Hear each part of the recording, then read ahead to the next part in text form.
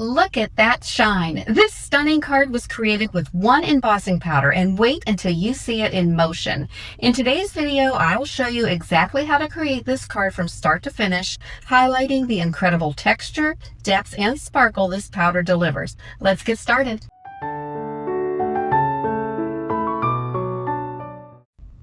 Today I'm featuring Wow Embossing Powder inspired by Seth Apter, Coal Flare, and this is part of the Forage Relics Quad, his January 2026 new release.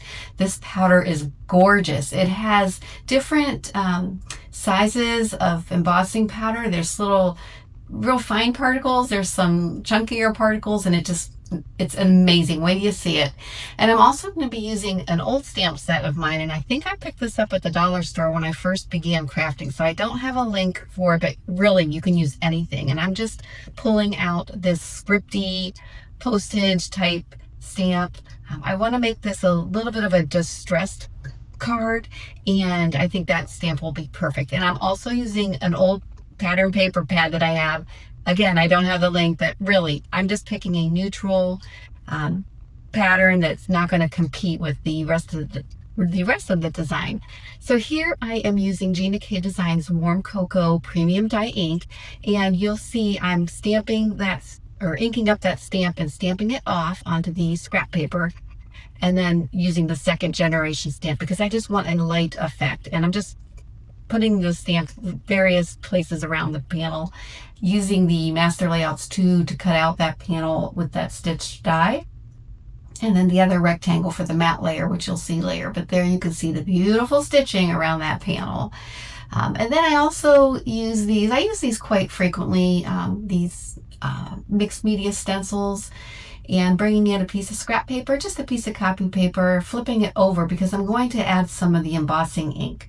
And we're using the Wow embossing pad, the clear ultra slow drying, and I'm bringing in a little makeup sponge dauber. I just picked these up at the dollar store. They're very inexpensive and they're great for pouncing ink onto a card panel. So here I am doing that, and I'm not going over the entire stencil. I'm just picking random areas because I want some to pick up the embossing powder and some to just be the card panel alone. So here is the big reveal of this powder. You do want to give these powders a shake. They are mixed media powders, and you want to make sure all the different size particles are blended well. I'm just dumping it right onto that cardstock. The embossing ink is going to pick it up, but here I just wanted to show you all the different variations of colors. This powder is amazing. And then just tap off any excess, and you can see some areas don't have it, and that's done intentionally. And I'm going to just finish powdering up that panel and shake off any excess, and there you can see it already looks amazing, but wait till you see it melt.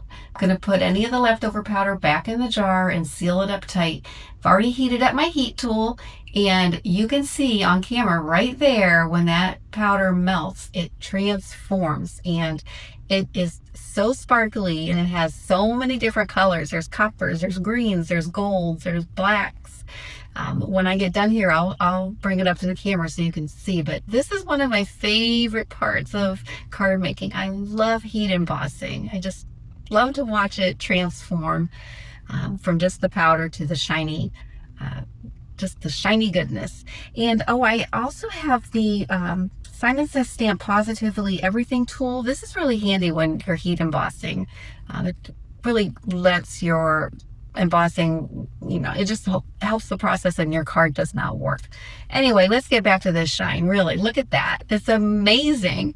I just love all the coppers and the greens and the golds.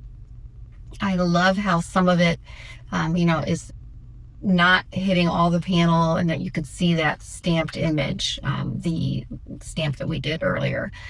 And then I have this stamp set from, I don't know who this is from. I think it's from Sizzix. There it is, from Sizzix. And I'm just picking out a thank you.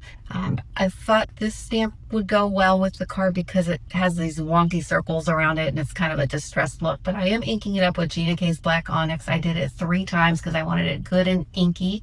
And there you can see what I was talking about with the circles. They're not complete circles. That stamp set also has a coordinating die, and I cut that out, and I cut out an extra layer, and we'll glue those two together here in a moment. But I want to go ahead and glue the panel down. I'm using the matte layer is just craft cardstock, and I just glued the panel onto the matte layer so you can see a little bit of that craft peeking through around the border, and then I'm just gluing those two pieces together to give that sentiment a little bit of stability. I'm also going to be adding some of these foam squares to the back. These are from Gina K, and I just put them all the way around, and I'm bringing you in to see that shine because I can't get over it. Going down the card front to the card base, and I'm just eyeballing even margins all the way around. And this is the part of mixed media cards, I don't know when to stop. It just felt like it was too white. So I just picked up one of my brown blending brushes, whatever brown was left over on it, and I just went around the edges.